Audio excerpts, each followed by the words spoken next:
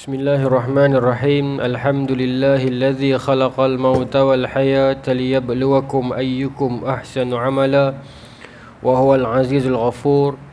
Asyhadu an la ilaha illallah wa asyhadu anna Muhammadan abduhu wa rasuluh. Wa nusalli wa nusallim ala sayyidina Muhammadin wa ala alihi wa sahbihi ajma'in. Radina billahi rabba wa bil islami dina wa bi Muhammadin nabiyyan wa rasulah. Tuan-tuan muslimin, muslimat yang dirahmati Allah sekalian, Assalamualaikum warahmatullahi wabarakatuh. InsyaAllah tuan-tuan, malam ni kita menyambung lagi pengajian kitab Madza Khasiral Alam bil Hintatil Muslimin karangan Maulana Abu Hasan Ali An-Nadwi. Kita menyambung perbincangan kita bulan lepas, yang mana kita berbicara tentang dalam satu topik nasib baik dunia Islam pada abad ke-6 Hijrah. Pada abad ke-6 Hijrah bermaksud tahun 500 lebih. Cuma kalau di sudut lain, abad ke-6 Hijrah merupakan abad yang kontang di dalam dunia keilmuan hadis Islam terutamanya lah. Abad itu bukan tidak ada ulama yang hebat, tetapi di sudut ilmu hadis zaman itu tak ada, kurang. Hampir tidak ada lah. Sampailah selepas daripada fasa Mongol, kurun ke-7, kurun ke-8, barulah dia berlaku The Great Reset. Bukanlah The Great Reset, dia berlaku satu kebangkitan semula lah. Ilmu hadis dan ilmu-ilmu lain lah. Ilmu lain okey, tapi ilmu hadis ni sebab, tapi bukan kata ilmu lain, ilmu lain jugalah, pemikiran dan sebagainya. Selepas kita kena teguran oleh Mongol itu, maka bangkit semangat-semangat yang baru. Secara politiknya pun begitulah. Saya ingat satu orang tokoh, Nasiruddin At-Tusi.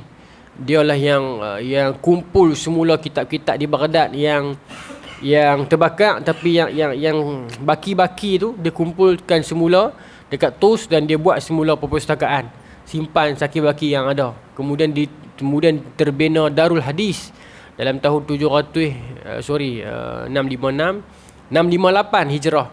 Dibuat Darul Hadis yang pertama. Kemudian tokoh-tokoh dimasukkan dalam tu dan sebagainya. Jadi itu yang berlaku pada kurun ke-8. Tapi malam ni tuan-tuan, kita nak cerita tentang kurun ke-6 Hijrah. Bulan lepas saya ingat kita dah cerita dah sedikit sebanyakkan gambaran kurun ke-6.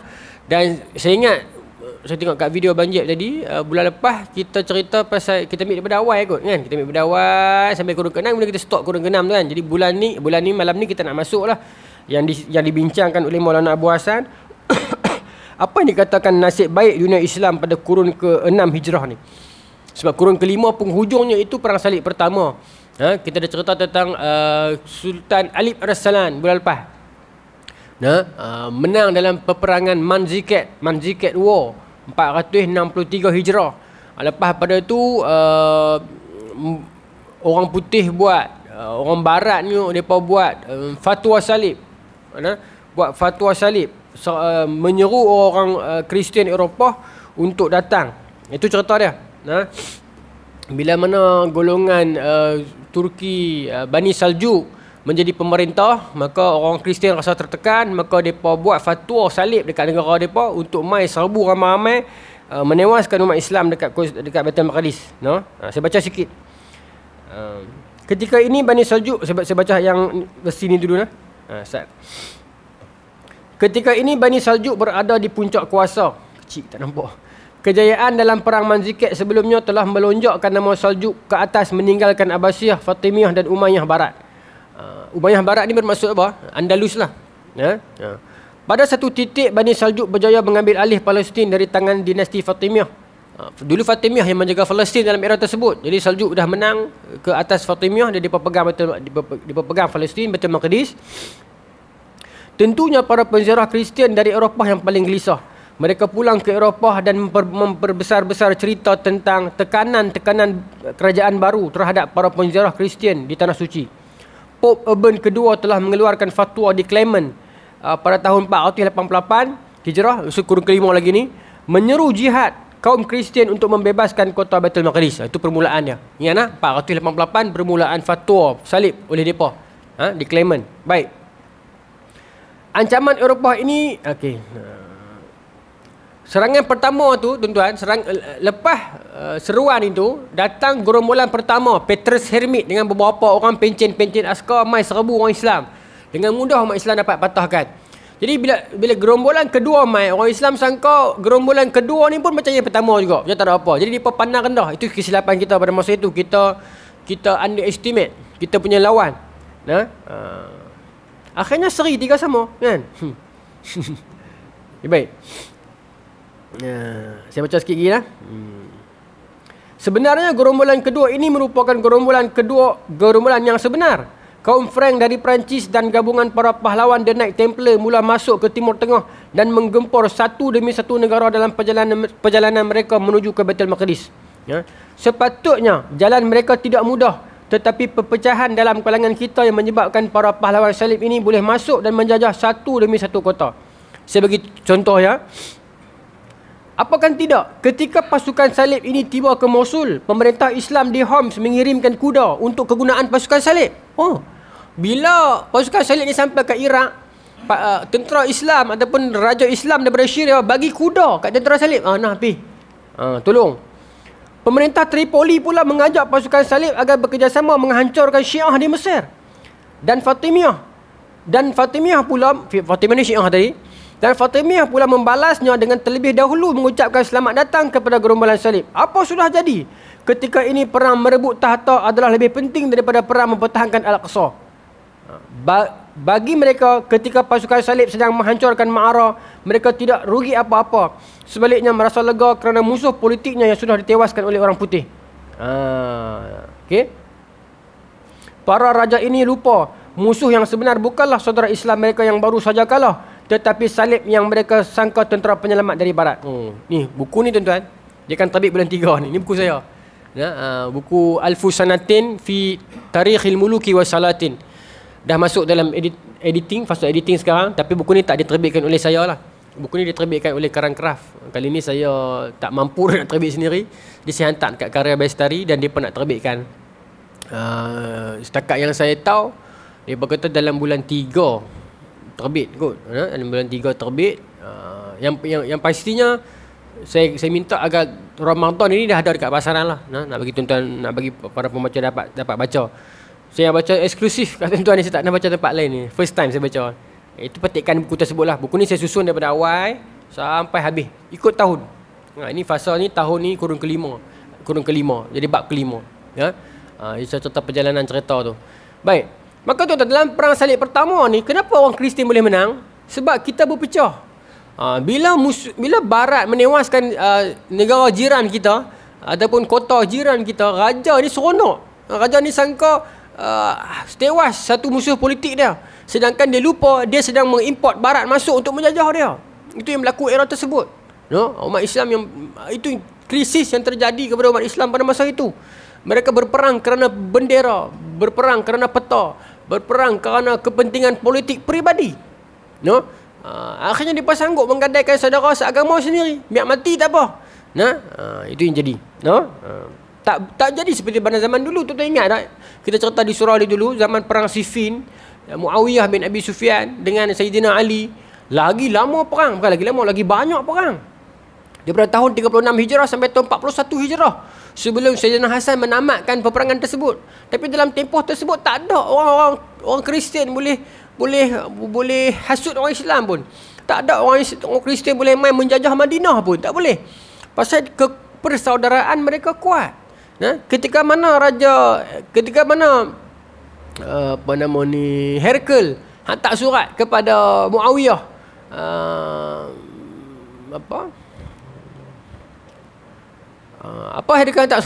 Herkel tak surat nama ya? Alimna bima waqa'a bainaka wa baina Ali. Aku tahu cerita antara hang dengan Ali. Wa inna lana lanara annaka ahaq bi khilafah. Daripada pihak saya merasakan awak lebih layak jadi khalifah. Raja orang putih ataupun raja Kristian masuk ke tengah-tengah peperangan orang Islam, dia pilih side.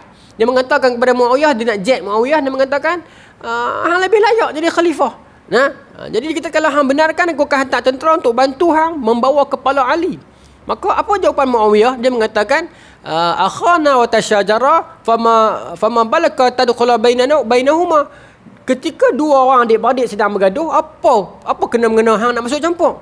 Jadi di situ kehebatan umat Islam dahulu. Meskipun mereka berbeza dalam politik, dalam pendirian pemerintahan pentadbiran mereka, tetapi orang bukan Muslim tidak ada keperluan untuk masuk campur. Siapa hang nak menentukan siapa lebih layak? Ketika mana pilihan raya berlaku di dunia Islam, siapa mereka nak masuk campur, nak sokong Fatah ke, nak sokong Hamas ke? Siapa mereka nak iktiraf parti mana patut memerintah? Itu yang berlaku, tuan-tuan. Ketika mana Iraq berlaku krisis, Yaman berlaku krisis, siapa orang putih nak masuk campur? Siapa Amerika nak masuk campur? Jadi ini berlaku sekarang, dulunya tak berlaku. Baik. Kalau berlaku hari ini Amerika hantar suratkan tahniah lah, saya rasa Datuk Seri lebih layak jadi presiden. Kita hantar terima kasih lah atas sokongan Mr. Presiden yang tak berbelah bagi, yang kita balas begitu lah kan. Ni tak. Baik. Jadi perang salib pertama dia masuklah 1099 kalau Masihi kurung ke-11. Dia pemenang, umat Islam kalah lah. Kemudian masuk subtopik ini masuk subtopik ni cerita pasal kurun ke-6 ni. Apa yang berlaku ialah kita bangkit semula. Kita bangkit semula dalam nak lawan Kristian. Ketika mana era Kuntang tu 80 tahun Kuntang lamanya, sampai Allah melahirkan Raja Imanuddin Zinki. Raja Imanuddin Zinki ni raja yang ni cerita terkenal yang mimpi Rasulullah tu. Yang Rasulullah mai dalam mimpi baginda bagi tahu ada orang nak curi jasad baginda tu. Kan? Tu Raja Imanuddin Zinki. Ataupun ada setengah buku dia terjemah Imanuddin Zanki. Tak apalah. Kemudian anak dia Raja Nuruddin Zanki ataupun Zinki. Pada era tersebut dia ada pahlawan yang bernama Asaduddin Syirkuh. Okey, baik. Tuan-tuan faham nah? Kan saya cerita tadi Fatimiyah berada di mana? Di Mesir. Jadi Fatimiyah berada di Mesir. Jadi Fatimiyah ni Syiah lah. Jadi Mesir dipelopori oleh Syiah ketika era tersebut. Kita dah cerita bulan lepas. Khalifah yang terkenal dalam Fatimiyah itu siapa? Al-Aziz yang buat Darul Hikmah itu. Yang Harun Ar-Rasyid buat Baitul Hikmah. Kan? Darul Hikmah ni Al-Aziz. Di UAE pustakaan dia nama Darul Hikmah. Darul Hikmah. Al-Aziz lah itu yang Fatimiyah. Syiah punya lah. Tapi saya tak katalah UAE itu Syiah. Saya kata nama pustakaan tu.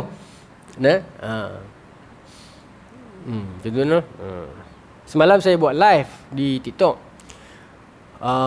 Cerita pasal PAS, parti PAS. Perjuangan PAS, sejarah perjuangan dia, liku-liku dia, kehebatan dia, kemudian kritikan terhadap dia, biasalah. Lepas tu ada orang tanya saya, dia kata, siapakah pemimpin PAS yang paling Ustaz suka? Saya jawab lah dalam TikTok tu, saya kata Allahyarham Ustaz Fadino. Lepas tu dia kata ke saya, oh kira Ustaz Hadi ni kira koman lah. Saya kata, awak hampa jadi macam ni orang TikTok ni. Hampa tanya soalan, saya jawab peribadi saya lah. Saya bukan kita tak suka yang sekarang, suka lah. Bila dia paling suka kan, setiap orang dia ada kan. Tapi dia cuba nak spin kita punya jawapan tu. Esok dia kerat sekerat. Kacau kan. Saya blok dia terus kan. Awak jadi macam tu orang kita lah ni. Politik kita terlalu sempit. Politik kita terlalu sempit. Saya cerita perjalanan PAS yang panjang. Dia bermula daripada tahun 1947 lagi. Bila mana PKMM buat mata Majlis Agama Tertinggi Malaya. Kemudian terbitnya Hizbul Muslimin 1948. Dia pun satu kelompok. Lepas diharamkan tahun 48 itu Hizbul Muslimin 47 48. Diharamkan darurat 48 dengan tahun 50 geng-geng Biro Agama dan Pendidikan PAS. Biro Agama dan Pendidikan UMNO lawan dengan bangsawan aristokrat UMNO ni sebab judi, sebab kasino, sebab kes Natrah pada masa itu 1950-an. Lepas tu menyebabkan mereka ni balik ke Pulau Pinang, jumpa dengan Allahyarham Tuan Guru Syekh Abdullah Fahim, minta pendapat apa kita nak buat. Maka Syekh Abdullah Fahim kata, kita orang agama ni bila kita ditolak ke tepi, kita nak tunjukkan kita juga ada kebolehan, kita juga ada profesionalisme, buat satu resolusi. Jangan kita duk marah kat tepi lah, buat satu resolusi. Maka diterbitkanlah tahun 51 disebut sebagai Manifesto Badawi. Tahun 51 Datuk Ahmad Badawi, anak Syekh Abdul Fahim tulis. Jadi daripada manifesto Badawi itulah membawa kepada pertemuan geng-geng Hizbul Muslimin yang lepas diharamkan tu dengan geng-geng pecahan UMNO yang Biro Agama ni gabung membentuk Parti PAS dalam tahun 1951. Di mana? Di Bagan Tuan Kecil, Pulau Pinang. Di negeri DAP ni, PAS tertubuh. Orang Kelantan Terengganu kena tahu PAS lahir di Pulau Pinang.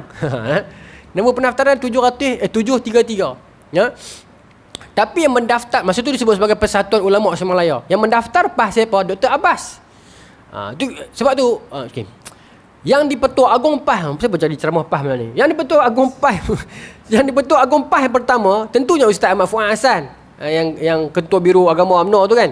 Dia di-Pertua Agong, yang di-Pertua Agong PAS nama dia masa tu. Tapi sebelum nak mai pilihan raya pertama tahun 55, Ustaz Fuad Hassan ada sedikit krisis dengan para pemimpin PAS yang lain pasal masa tu dia nak bawa PAS jadi macam the second UMNO. Sebab dia baik dengan Dato' On, maka Dato' On kan masa tu keluar UMNO nak buat parti negara. Akhirnya pemimpin PAS tolak Ustaz Ahmad Fuad Hassan keluar PAS dan join Dato' On dalam parti negara. PAS kehilangan pemimpin pada masa itu. Akhirnya dia pilih siapa? Dia pilih seorang profesional, iaitu Dr. Abbas.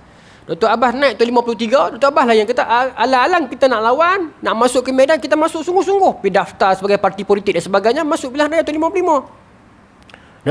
Dan PAS bertanding 11 kerusi, kalah 10, menang 1. Menang 1 di mana? Di Krian.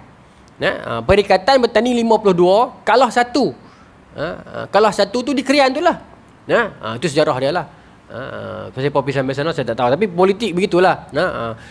Dr. Abbas ni orang profesional. Bahkan saya baca biografi Ustaz Fadeno, jadi ada cerita pasal itulah. Ketika Dr. Abbas ni doktor medik. Bila dia dilantik, dia duduk di Mekah. Dia sedang membantu menguruskan orang Malaysia di Mekah ni. Dia terima jawatan tu, dia tak lama pun. Saya ingat saya Dr. Abbas 3 tahun dia. Tapi ada impak yang besar bila orang profesional masuk. Sebab sejurus daripada itulah, selepas daripada Dr. Abbas, yang di-Pertua Agong ketiga, dia ambil orang profesional juga, iaitu Dr. Burhanuddin Al-Hilmi, mantan PKMM. Siapa tak kenal Dr. Burhanuddin Al-Hilmi, memimpin PAS masa tu lagi dahsyat lah. Sampai lepas zaman beliau, masuk zaman Ustaz Seri Muda Allahyarham, ada sikit pergolakan lah. Itu pun bukan kes apa, kes ni lah. Masa tu Barisan Nasional tahun 74, UMNO dia merasakan dia boleh menentukan siapa boleh jadi menteri besar di Kelantan. Dia pernah Datuk Mat Nasir. Orang PAS nak Ustaz Seri Muda, gaduh, keluar buat berjasa kan. Panjang cerita lah. Pergolakan PAS berlaku tahun 78 sampai 82. Itu era yang pergolakan besar lah. Berjasa apa semua tu. Akhirnya Allahyarham Tuan Guru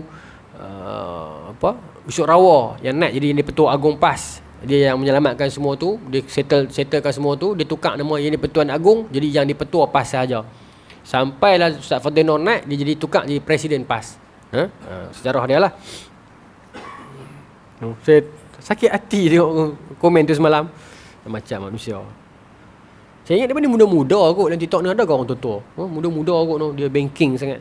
Bukanlah semua hak yang okey-okey sangat ya. Yang suka nak simplify ayat kita. Kadang-kadang dia nak perangkap kita. Tapi kalau tak masuk ke medan mereka pun susah juga. Mereka ramai sekarang. Kalau kita nak tinggalkan mereka kontang macam tu pun susah juga. Sebab mereka duk main teori-teori yang merepek-merepek ni, contoh-contoh yang palsu ni pun main dari situ juga. Baru ni anak saya duk dengar satu ceramah seorang, tak mahulah kata ustaz, pendakwah lah.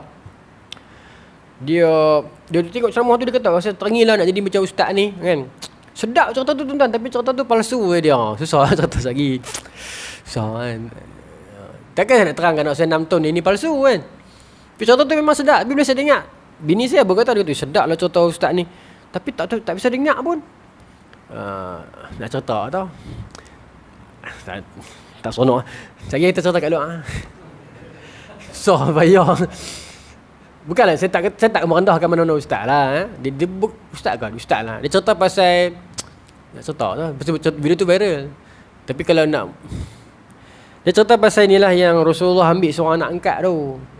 Hadis tu dia ada sandaran, tapi bukan cerita yang macam tu. Cerita macam tu dia makzub. Dia palsu lah. Tapi dia ada sandaran. Tapi sandaran tu katalah 10%. Exaggerate tu menyebabkan 90% jadi cerita tu palsu. Bila bini saya kata takkan palsu kan, contoh ni Nabi bagus. Saya kata bila aku kata palsu, takkan aku nak kata Nabi jahat dah. Nampak orang mentaliti orang. Saya kata kat bini saya, dengar balik, dengar kat mana yang tak kena. Terus saya cerita pasal sanad pasal lagi, dengar kat mana yang tak kena. Cerita tentang seorang budak, dia teriak hari raya, Nabi mai kat dia, Nabi pujuk-pujuk dia, Nabi kata pasal apa teriak? Ayah saya berjuang dengan Nabi. Lepas tu takut ya Allah, cerita tu viral. Saya tak ada niat nak merendahkan ustaz tersebut lah. Bukan seorang, ramai. Saya tak ada niat nak merendahkan lah. Ini demi ilmu semata-mata. Jadi Nabi kita kenapa sedih seorang-seorang hari raya ni? Maka dia cerita lah cerita. Ayah saya ni perang dengan Nabi. Lepas tu ayah saya syahid. Tak apalah, okey. Lepas tu mak saya menikah dengan seorang lelaki. Lelaki tu pula rampas semua harta saya dan halau saya keluar. Lepas tu saya duduk seorang-seorang pergi raya ni. So Nabi pun kesian, Nabi usah dan Nabi kata nak ada aku jadi ayah hang, Aisyah jadi mak hang, Ali jadi abang hang, Fatimah jadi kakak hang. Dia kata nak jom balik rumah. Cerita daripada video tersebut lah. Bila balik rumah dia pun seronok lah jadi anak angkat Nabi kan. Maka dia tanya kat Nabi, ya Rasulullah boleh dah saya keluar main? Nabi kata pilah, hang dah jadi anak aku dah. Maka dia pun keluar pergi main. Maka kawan-kawan bertanya, siapa tadi hang teriak lah, hang tak teriak dah. Dia cerita aku tadi aku orang biasa, aku nak yatim. Sekarang ni aku jadi anak Nabi dah, pasal tu aku happy. Itu cerita dia. Jadi puluhan ribu lah. Okey, kat mana kita sebagai orang awam kita boleh detect kat mana kesilapan dia? Tuan, kalau kita pakai critical sikit. Satu yang pertamanya tentang anak angkat Nabi. Anak angkat Nabi yang popular yang kita tahu adalah Zaid bin Harithah. Kemudian cerita tu kita boleh detect kat mana kelonggaran ni. Bila mana dia cerita ayah saya perang dengan Nabi syahid, mak saya pergi menikah dengan lelaki lain, lelaki tu rampas semua harta saya, dia halau saya keluar. Dan Nabi kita okey, tak apalah main rumah. Jadi anak. Rasulullah takkan biar kezaliman. Di sudut tu kita boleh detect lah. Tapi saya tak berani tuduh lagi. Saya buka saya punya rujukan semua saya cari. Kok lah saya salah. Kita macam orang awam tuan-tuan. Mungkin kita cakap okey di sini ada berbaur tak apa nak logik ni, tapi mungkin betul. Sebab ada hadis yang dia ada kita rasa macam ada rokakah atau mujazafah, tapi dia betul mungkin. Jadi saya cek dulu, ada sandaran dalam hadis Bukhari, tapi hadis tu pendek ya. Tentang seorang anak yatim yang bapa dia meninggal dunia, dia sedih. Tapi tak sebutlah hadis tu hari raya. Dia sedih, Nabi kata, hang tak gembira ke kalau aku ni ayah hang, Aisyah tu mak hang tu ya. Maka dia gembira habis. Tak adalah cerita sampai exaggerate yang cerita laki lain kahwin dengan mak dia, rampas semua harta benda dia, kan. Saya cek okey. Rupanya ada perawi yang pemalsu hadis, dia masuk dalam sanad tersebut, dia menambah exaggerate cerita menyebabkan cerita tu jadi rosak lah. Tapi dia ada sandaran, tapi sandaran tu pendek, simple je. Itu kepentingan kita bila kita mendengar satu-satu kisah tu, kita kena kritikal lah. Tapi susah lah tuan-tuan. Saya nak cerita saya TikTok tadi tu. Video tu dapat kat TikTok lah. Tapi saya ingat kalau ustaz tu terasa delete lah. Yang saya seraya orang takut bergaduh dengan dia pula. Tapi bukan ustaz seorang. Tapi tak apa kot, ustaz Indonesia. Bukan ustaz Malaysia. Dia tak tengok kot. Kan. Saya menghormati beliau, saya tak kenal pun di Indonesia. Bukan kita nak tak maulah merendahkan siapa-siapa, kita pun rendah kan. Tak apalah. Tapi kritikal itu penting lah dalam beragama ni. Kita nak mentadbir dunia ni, Islam mentadbir dunia kan. Tadi saya nak main lambat sikit tadi serta kat Abang Faizal tadi. Saya dengan Abang Jad lambat sikit pasal kami terhalit digoda oleh dunia. Daripada Sungai Dua kami ikut satu BMW apa Abang Jad? i7. Macam peti ais tu. i7 apa? X60 apa benda? i7 apa? Rain? X60 apa lah. Yang tu lah. Uish, dahsyat. Dia kono macam tu no. Tayar dah macam tu. Boleh beli lah, 700,000 boleh beli lah. Saya nak cerita yang tu. Tuan-tuan setuju tak dengan saya? Kita akan sampai satu zaman nanti bila mana semua akan pakai kereta elektrik, dan pada masa tu kereta kita itu akan jadi macam phone sekarang. Saat itu kereta itu akan jadi murah. Kita akan beli mungkin kereta EV yang mahal tu kita akan beli dengan harga 5,000 saja. Simpan video ni, lagi 10 tahun dia akan berguna. Kereta tu lagi 5,000 saja kita beli, tapi kita kena bayar every single time kita nak buat sesuatu. Kita nak radio, kereta tu kosong, kita nak radio, install radio dalam kereta tu.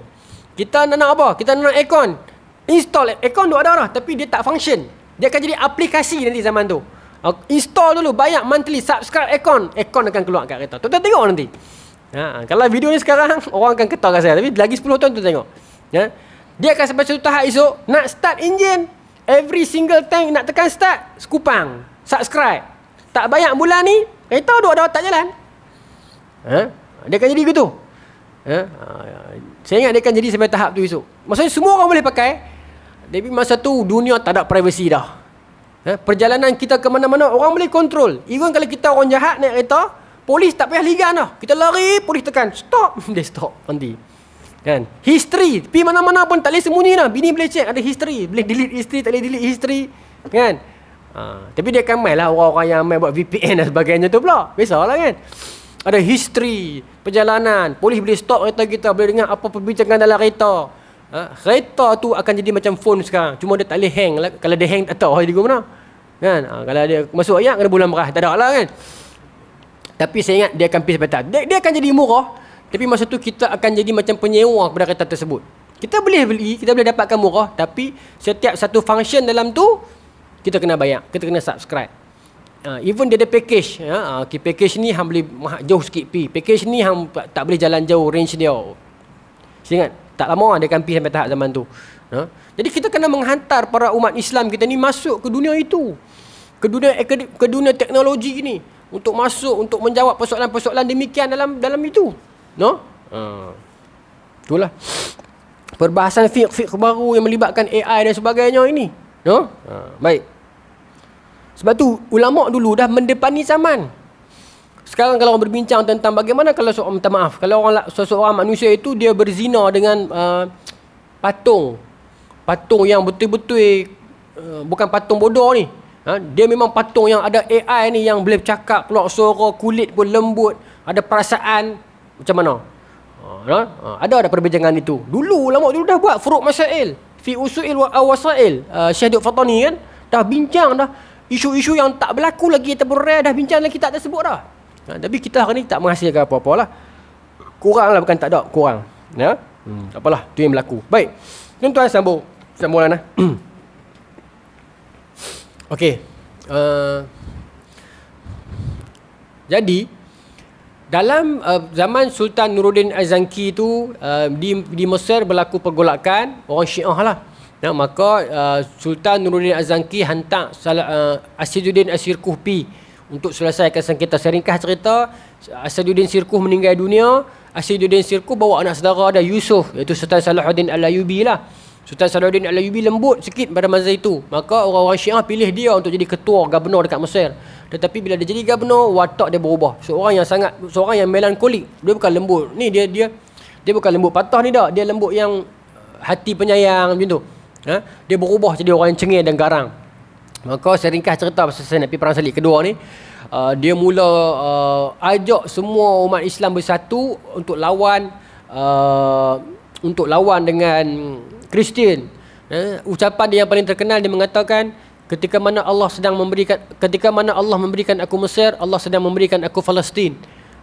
Jadi penguasa Mesir itu membantu Palestin. Itu sejarahnya untuk orang Mesir. Kena ingat, Mesir itu membantu Palestin. Para penguasa Mesir itu Allah takdirkan selalunya mereka itulah para pembebas Palestin itu datang daripada penguasa-penguasa Mesir. Tapi tidaklah akidahnya begitu. Tidaklah semestinya begitu. Kalau kita pegang begitu, maka kita akan menganggap tunggu orang Mesir ialah dah lah. Tapi sampai hari ini secara geografinya memang kita perlukan juga para pemerintah Mesir di sudut pintu sepadan dan sebagainya. Bismillahirrahmanirrahim. Tapi para penceramah yang mengangkat idea Melayu, dia marah lah benda ni kan. Dia nak Melayu lah. Melayu pun boleh juga membantu. Di sudut kita duk bantu lah sekarang ni, bagi duit, kita buat hospital, buat kelang, itu juga membantu Palestin. Baik. Maka Sultan Salahuddin gempur para raja-raja yang teruk ni. Sampai memimpin semua duduk bawah dia, membentuk dinasti Ayyubiyah. Seorang lagi, satu raja lagi saja yang dia tak ada gempur, itu bekas majikan dia, Sultan Nuruddin Az-Zanki ni. Allah takdirkan on the way nak bertempur itu, Sultan Nuruddin Az-Zanki meninggal dunia.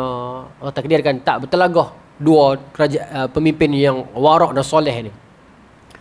Maka Sultan Salahuddin Al-Ayyubi pimpin pasukan dia mara ke satu-satu kota yang telah dijajah Kristian 80 tahun sebelumnya. Saya nak baca sikit lagi tulisan Ibn Rijal ni. Sejarahnya, baik. Sementara itu di Baitul Maqdis, saya nak biar tu Sementara itu di Baitul Maqdis turut berlaku drama dalam kalangan penganut Kristian dan krisis dalam kalangan The Night. Maksudnya cerita dia Allah takdirkan, ini best. Allah takdirkan tuan-tuan, bila kita ada usaha nak pergi ke arah kemenangan, kesungguhan kita, Allah akan takdirkan kucar kacir dalam pasukan musuh. Wallahi itu sedang berlaku sekarang. Apa yang sedang tuan-tuan ucap? Allahumma badid syamlahum wa fariq jam'ahum. Allah sedang buat sekarang di Israel. Allah huru harakan kesatuan mereka. Wa fariq jam'ahum. Dia sedang berlaku wallahi tuan-tuan di Israel sekarang. Jam Netanyahu jam sekarang tuan-tuan. Tuan-tuan sembang lah. Dia serabut lah ni. Dia ditekan oleh koalisi politik dia. Parti United Torah apa semua tu dengan Likud apa semua tu ditekan. Dia juga ditekan oleh rakyat dia. Kalau dia turun, dia akan disumbat dalam penjara sebab kes rasuah 300 juta dia tu dengan bini dia. Dia jam. Perpecahan sedang berlaku di Israel sekarang secara politik. Cuma dia swipe kan, dia tak mau bagi kita nampak. Kenapa perpecahan itu berlaku? Allah takdirkan di atas doa tuan-tuan tiap malam tu. Yang para imam duk sebut dalam kunut nazilah Allah mafariq badi syamlahum wa fariq jam'ahum itu duk sedang berlaku sekarang. Allah pisahkan kesatuan mereka. Amerika tak cukup ditekan tuan-tuan. Mungkin kita kata Biden itu duduk ni, tapi rakyat Amerika menekan Biden ni. Dia pun tak boleh. Sebab tuan-tuan saya minta maaf kalau sensitif, tapi saya minta maaf kali kedua kalau sensitif, tapi saya harap tuan-tuan faham maksud saya. Saya bukan nak merendahkan. Orang Al-Qassam berjuang, dia rugi apa tuan-tuan? Islam bila dia masuk pertempuran, we lose nothing. Kita menang, kita dapat kehidupan. Kita kalah, kita dapat syurga. Mati, kita dapat syurga. Menang, dapat kehidupan. Sebab tu orang Al-Qassam, dia pergi all out. Tapi orang tentera Israel, dia nak pergi all out. Dia ada anak sekolah. Pagi sekolah menengah, petang sekolah kafar. Bukan kafar Yahudi lah. Kan? Nak kena fikir tuition, bil bulan-bulan. Nak kena fikir banyak benda. Dunia sedang membelenggu otak dah. Jadi dia nak perang sungguh-sungguh ke? Bila aku mati, sedangkan Netanyahu dah seronok dalam ekon, baik aku perang halal-balai. Kenapa aku nak pergi berjuang sungguh-sungguh? Betul tak tuan-tuan? Terus saya fikir macam tu. Lepas tu dia tak pergi all out. Apa aku nak pergi? Lepas tu dia ada dunia yang mengikat di belakang dia. Mungkin bini dia pesan, abang kena perang untuk teruk lah bang. Perang sikit-sikit sudah lah. Ada bulan, ada pencen cukup. Tapi Al-Qassam, dia lose nothing. Kalau dia mati pun, mak dia, ayah dia dah mati sebelumnya. Dia akan pergi jumpa mak ayah dia.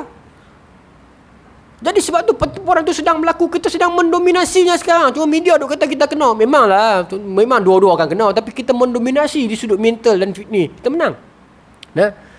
Itu cerita dia sedang bergolak sekarang. Itu sedang berlaku tuan-tuan. Okey, balik pada cerita tadi.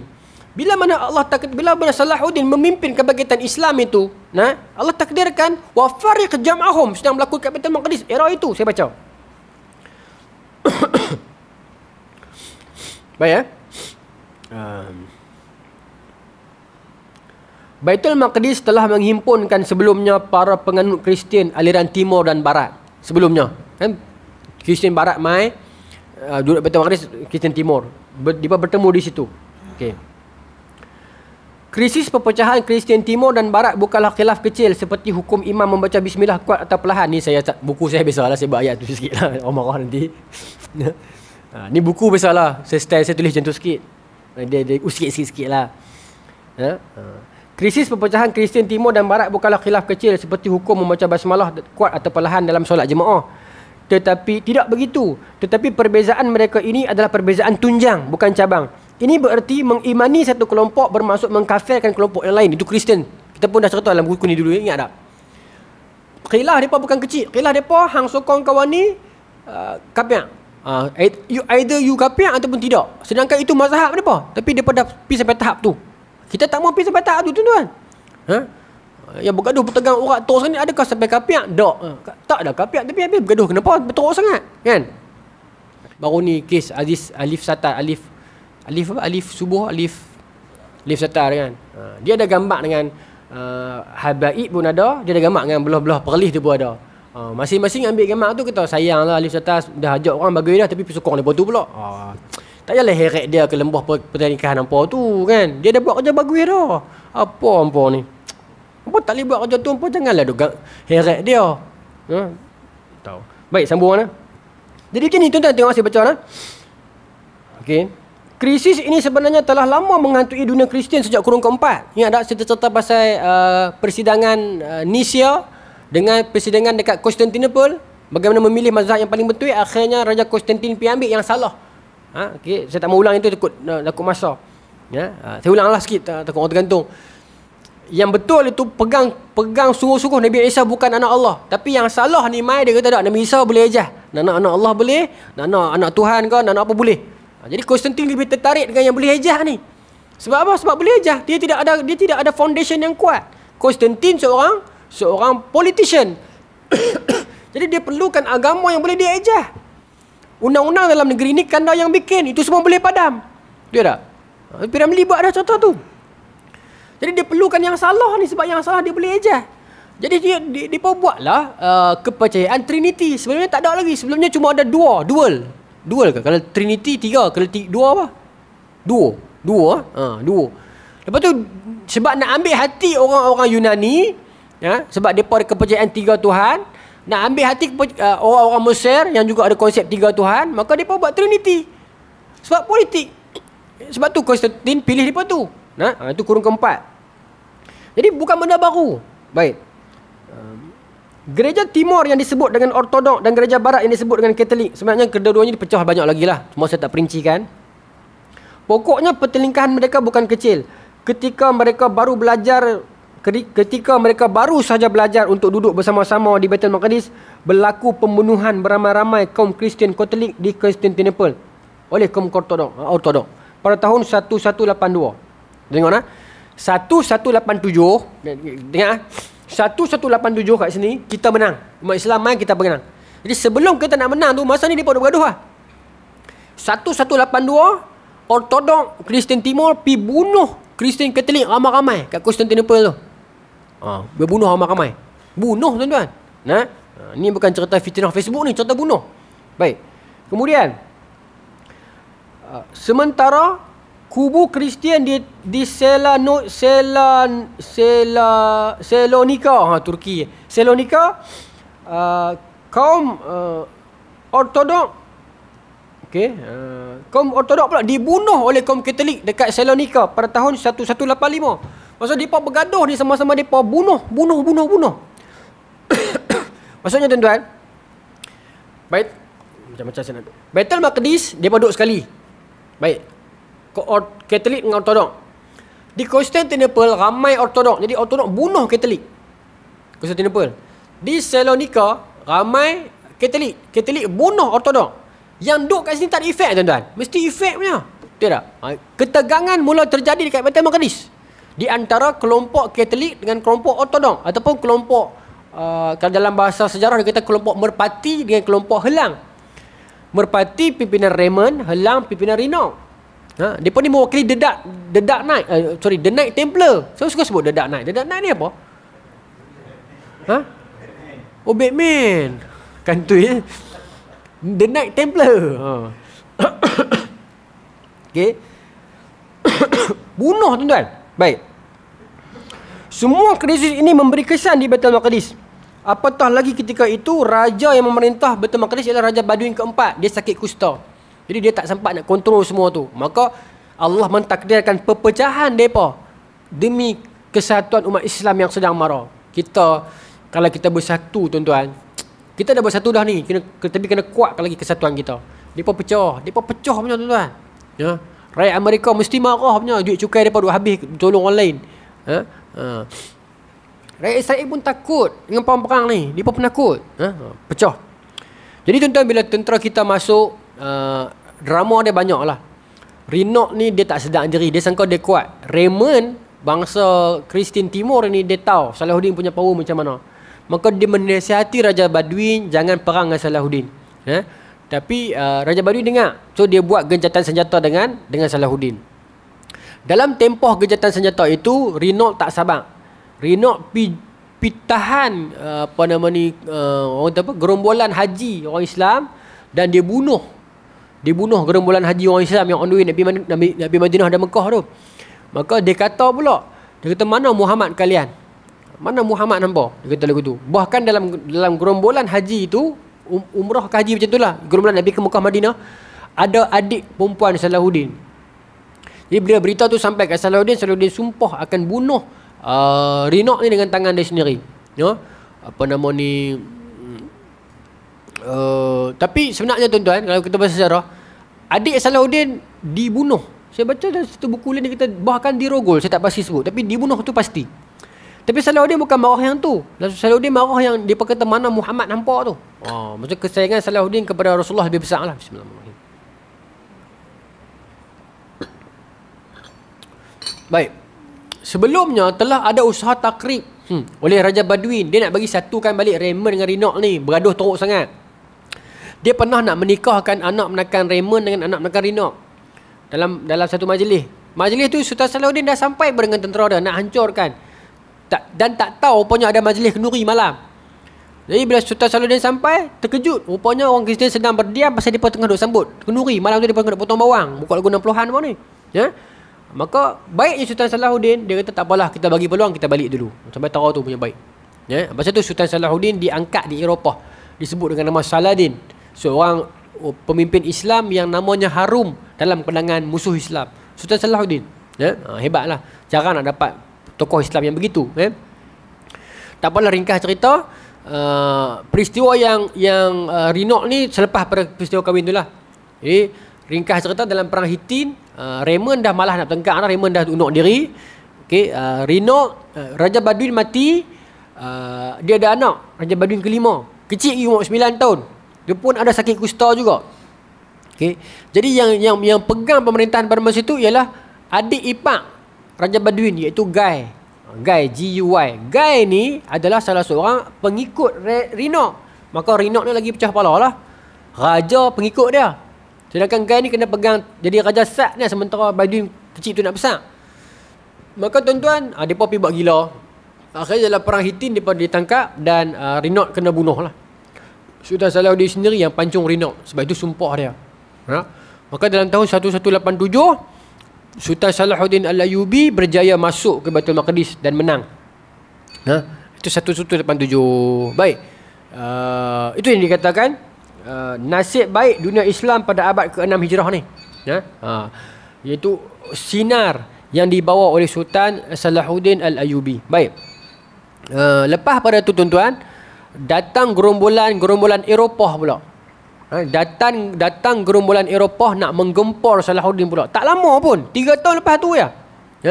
1190, 3 buah negara Kristian Eropah bergabung, datang berlarak ke Baitul Maqdis nak bunuh Salahuddin, nak bebaskan semula Baitul Maqdis untuk kembali kepada Kristian.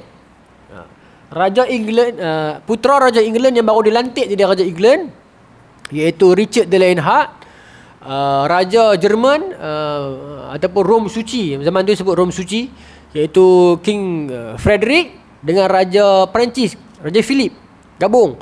Dan masa tu tuan-tuan, ni pengajaran untuk kita juga. Masa dia pun sedang bermesyuarat 3 negara ni, macam mana kita nak pergi serbu Salahuddin dekat Baitul Maqdis tu, Frederick dia rasa macam Frederick Jerman ni, dia rasa macam Raja Philip dengan Richard ni lambat. England dengan Perancis ni lambat. Apa tak cukup Kristian. Apa tak warak betul lagi. Maka Frederick lah menjadi terpaling Kristian. Dia lah terpaling Kristian sekali. Dia kata dia lembab, tak sayang agama. Salahuddin sedang menjijak tanah kita. Tapi bila kita nak biar, Richard dengan Philip kata bincang dulu. Tuanku, apa dia lambat, tak cukup agama. Dia pi dulu. Jerman pi, Frederick pi, dengan tentera Rom Suci pi awal. Allah takdirkan dia pun mati. Frederick itu mati dalam sungai yang takat betih. Tuan-tuan, sejarah ni pasal dia lintas sungai tu sampai dekat sepadan sungai, tentera dia berhenti. Tentera dia kata, tuanku, sungai ni sejuk. Kita di musim sejuk. Kalau baca sejarah detail, dia cerita dalam musim sejuk dan sebagainya tu. Frederick kata, lah, kita nak masuk syurga ni, takat sungai sejuk ni kira apa? Hantam. kuda dia masuk sejuk, saya tak tahu lah, mungkin ada faktor biologi jadi kemudian dia cramp, gout, mungkin kuda tu makan sotong banyak, jatuh. Frederick ni juga ada sakit jantung dan dia tangkap mati. Dia tangkap dia mati. Warak terlebih ni pun boleh tuan-tuan? Tak boleh. Warak terlebih ni pun salah. Saya baru ni di kuliah hadis 40 Imam Nawawi, kita jumpa hadis nombor 11 hadis nombor 11 bincang tentang itu, tentang Nabi kata da'ma yaribuka ila ma la yaribuka tu. Pensyarah Dr. Mustafa Bura dia bahas tentang warak yang melampau, warak yang zalim, yang terlebih-lebih.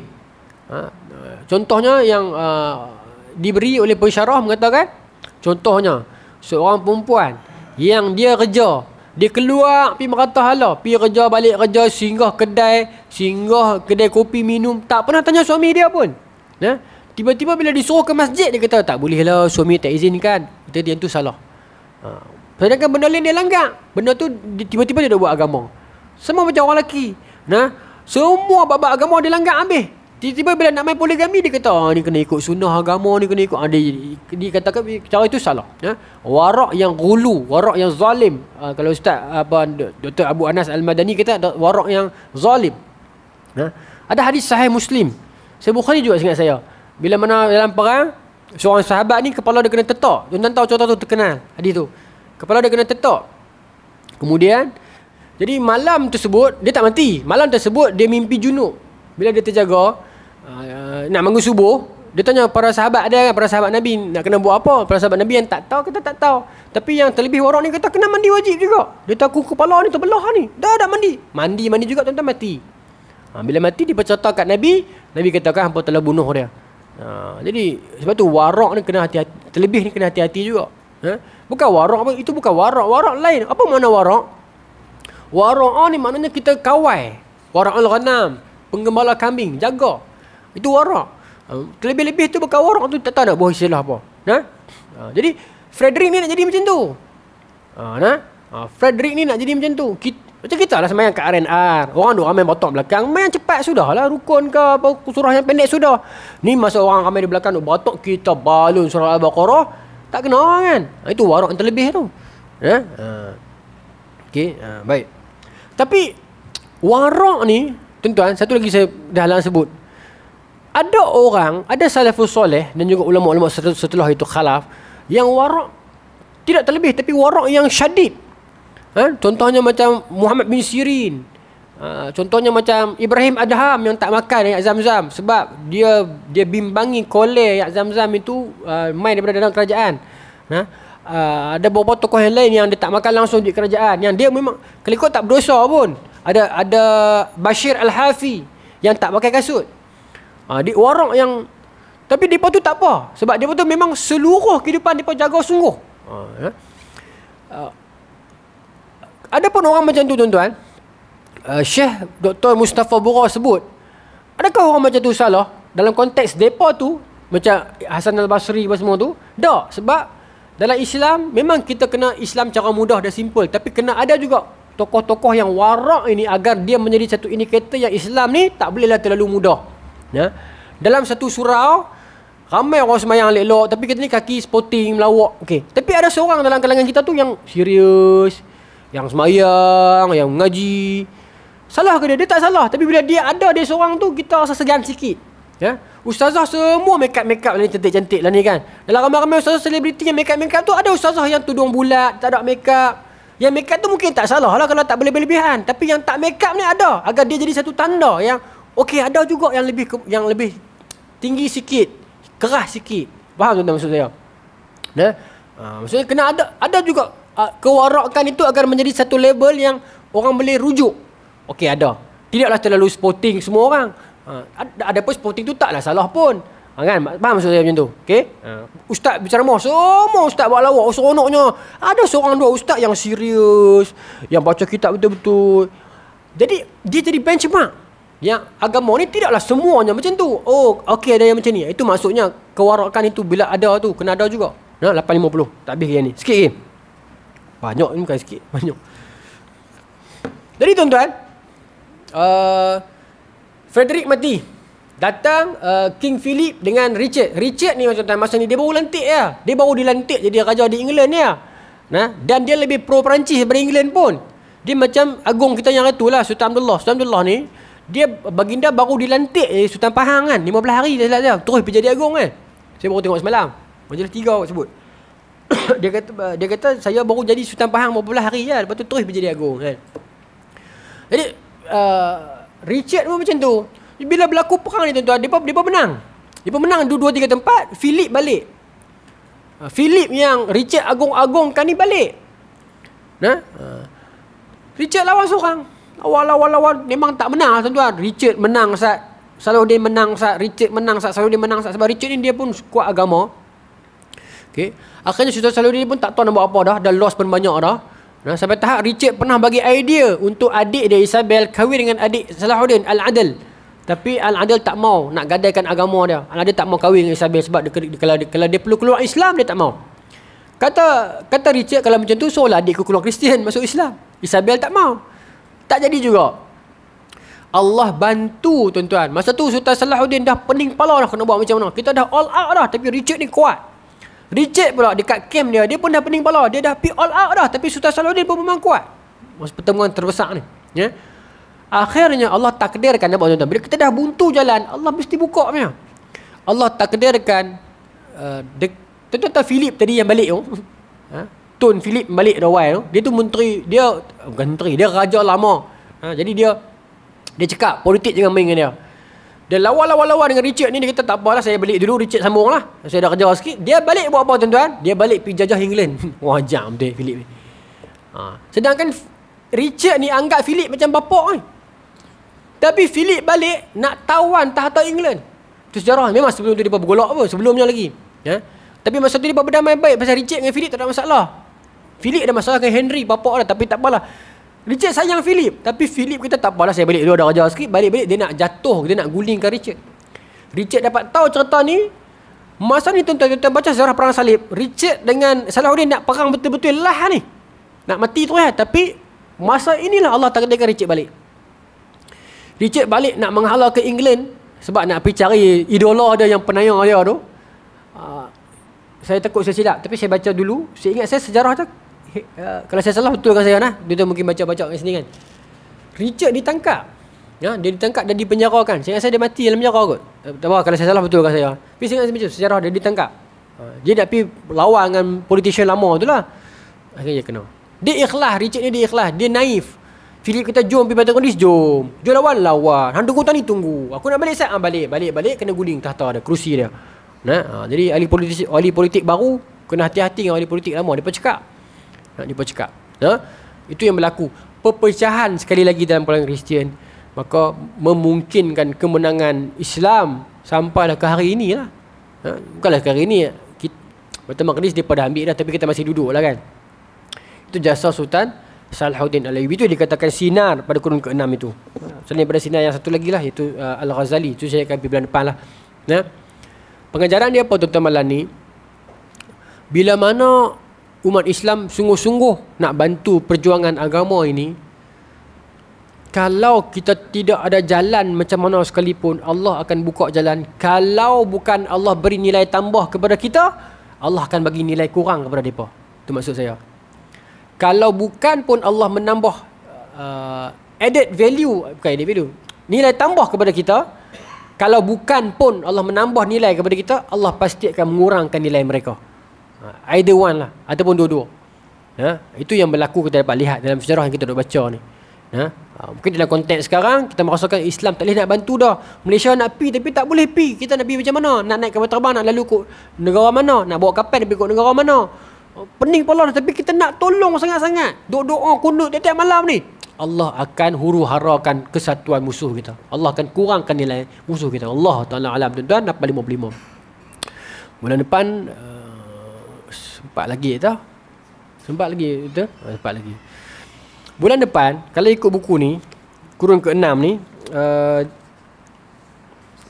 dia pergi kepada perbincangan. Malam ni kita dah habis dah. Dia cerita pasal Richard ni, saya dah cover dah. Dia cerita macam ni bulan depan ni. Maulana Abu Hasan kata, setelah perginya Salahuddin, tidak ada yang lain dah. Itu. Sebab tu Muhammad Iqbal buat syair, Qum Salahuddin qum. Bangkit Salahuddin bangkit. Mungkin kita nak pergi yang tu kot bulan depan. Tengoklah macam mana. Atas kesempatan yang ada bulan depan, kita tengok yang mana yang sesuai kita nak cover. Tapi ingat kita follow yang tu dulu. Kurun ke-6. Pasal kurun ke-6 ni banyak drama dia. Al-Ghazali, Imam Ghazali, Al-Imam Al-Ghazali meninggal awal kurun ke-6, 505. Tapi impact pemikiran Al-Ghazali itu berlaku dalam kurun ke-6. Impact pemikiran Imam Al-Ghazali berlaku dalam kurun ke-6, iaitu kebangkitan agama, Ihya Ulumuddin apa semua tu. Mungkin bulan depan kita cerita insya-Allah. Tuan doakan, dan kalau bulan depan buku ni dah keluar lagi cantik. Mudah-mudahan tuan doakan. Allah Ta'ala alam. Bismillahirrahmanirrahim. Allahumma razaqna fahman nabiyyin wa yafdal mursalin wa ilman malaikatil muqarrabin wa hdina fi riyatil arifin bi rahmatika ya arhamar rahimin.